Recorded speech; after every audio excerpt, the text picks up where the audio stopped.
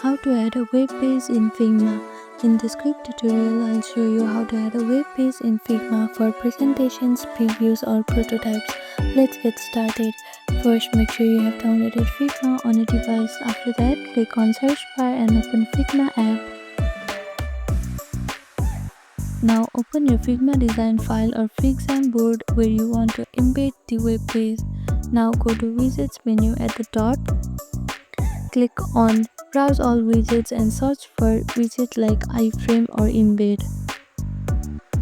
Once the widget loads, paste the URL of the web page you want to display. It could be a live site, design reference or documentation. Resize and position the embed page wherever you like on your canvas. You can move it, stretch it or align it with other elements. If you are working on a prototype, you can link buttons or elements to open external URLs using Figma's interaction panel. And that's it. This is how you add web page in Figma. Thank you for watching this video. Please do not forget to like, share and subscribe to our channel and comment down below if you have any other queries. Thank you.